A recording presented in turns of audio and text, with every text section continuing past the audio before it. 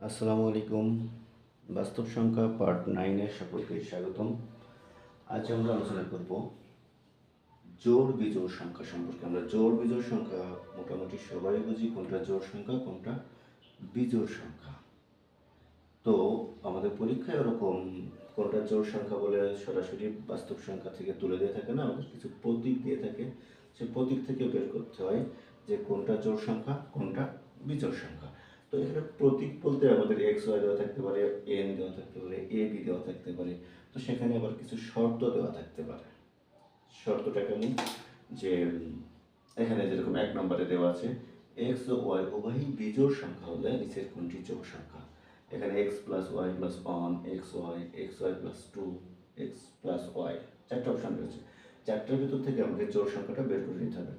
তো এখানে আমি কিছুই আপাতত কিছুই আন্দাজ করতে পারছি না, তবে টেকনিক খাটিয়ে যদি হিসাব করা হয় তাহলে অবশ্যই বের করা যাবে। এখানে দেখেন এক্স এবং ওয়াই উভয় বিজোড় সংখ্যা। এখন বিজোড় সংখ্যা তো অগণিতিক আছে, অসংখ্য আছে। সেখানে আমরা বিজোড় সংখ্যা বলতে সবচেয়ে ছোট যে বিজোড় সংখ্যা আছে, সবচেয়ে ছোট বিজোড় সংখ্যা নেব, অর্থাৎ এক্স এক আছে। আচ্ছা, বিজোড় সংখ্যা আরও আছে 3, 5, 7, 9, 11, আরও অনেক আছে। তো আপনি এর ভিতর থেকে যে কোনো একটা এক্স এবং ওয়াইয়ের মান ধরে নিয়ে এখানে বসায় দিয়ে সেই মানের প্রেক্ষিতে কোনটা জোড় সংখ্যা কোনটা বিজোড় সংখ্যা নির্ণয় করতে পারবেন। তো আমরা সেদিকে এগিয়ে যাই। আমরা এক্স ওয়াই, এক্স সমান অন ধরি, ওয়াই সমান অন ধরি। যেহেতু দুইটাই বিজোড় সংখ্যা বলেছে, আমি যদি 3 ধরি তাও হবে, 5 ধরলে হবে, 7 ধরলে হবে, 9 ধরলে হবে, 11 ধরলে হবে। এরপরে যত বিজোড় সংখ্যা আছে সবগুলো ধরলেই হবে, বাট আমি সবথেকে ছোটোটা ধরবো আবার হিসাবে সুবিধার্থে। তাহলে এখানে আমরা নির্ণয় করতে হবে কোনটি জোড় সংখ্যা।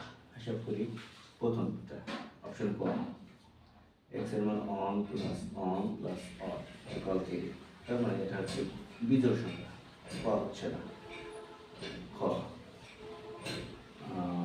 এক্স এবং ওয়াই মান on into on equal on, এটাও বিজোড় সংখ্যা, অর্থাৎ এটাও হচ্ছে না। আমাদের যে মান আসছে সেটা থেকে আমরা দেখে নেব কোনটা জোড় আর কোনটা বিজোড় আসছে। গতে হিসাব করি n into n plus two, অর্থাৎ অন প্লাস টু ইকুয়াল 3। এটাও একটা বিজোড় সংখ্যায় আসছে, তার মানে এটাও কিন্তু হচ্ছে না। একইভাবে আমরা এটা হিসাব করি ঘ নম্বর যদি হিসাব করি তাহলে অন প্লাস অন ইকুয়াল 2, এটা অবশ্যই জোড় সংখ্যা, অর্থাৎ উত্তরটা হলো না ঘ নম্বর। অন প্লাস অন সমান 2, এই যে জোড় সংখ্যা এসেছে, অর্থাৎ ওই ঘ নম্বরই উত্তর, যেহেতু আমার জোড় সংখ্যা চেয়েছে। পরের প্রশ্নটা, যদি n একটি জোড় সংখ্যা হয়, n একটি জোড় সংখ্যা হয়, তবে নিচের কোনটি জোড় সংখ্যা হতে পারে না, অর্থাৎ জোড় সংখ্যা হবে, অর্থাৎ বিজোড় সংখ্যা হবে। তো n একটি কি সংখ্যা? জোড় সংখ্যা। জোড় সংখ্যা বলতে আছে 2, 4, 6, 8, আরও অগণিত আছে।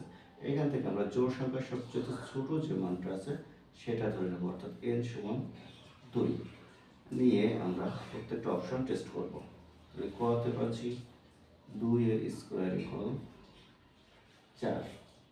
খ থেকে পাচ্ছি খতেও 2 বসা দিয়ে এনের জায়গায় 2 বিয়োগ 1 যোগ 3, তাহলে হচ্ছে, আচ্ছা এ পাশে লিখি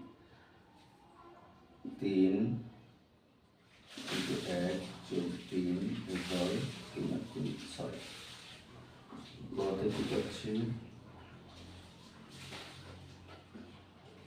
2 ইন্টু 2 যোগ 2, 4 যোগ 2 ইকুয়াল 6। তো আমরা এখানে এই যে তিনটা অপশন দেখলাম, তিনটাতেই জোড় সংখ্যা এসেছে, তাহলে অবভিয়াসলি আমার 4 নম্বরটা অ্যান্সার হবে। তারপরে আমরা টেস্ট করে দেখি যে ওখানে কী বলে। 2 into 2 plus 3 equal 4 plus 3 equal 7। এই ফলাফল যেটাতে আমার চেয়েছে কোনটা জোড় সংখ্যা হতে পারে, অর্থাৎ বিজোড় সংখ্যা হবে। তো এই ফলাফল চারটা অপশনের ভিতরে শুধুমাত্র ঘ নম্বরেই আসছে যে এটা বিজোড় সংখ্যা, অর্থাৎ জোড় সংখ্যা। বাকি তিনটাতে জোড় সংখ্যা আসছে, তাহলে অবশ্যই আবার ঘ নম্বরটা আছে, যেটা বিজোড় সংখ্যা আসছে সেটাই অ্যান্সার। আমরা এভাবে নির্ণয় করতে পারবো। অনেক সময় প্রশ্ন থাকে বাস্তব সংখ্যা, দুটো বাস্তব সংখ্যা, দুটো প্রকৃত সংখ্যা, প্রকৃত সংখ্যা লেখা থাকে।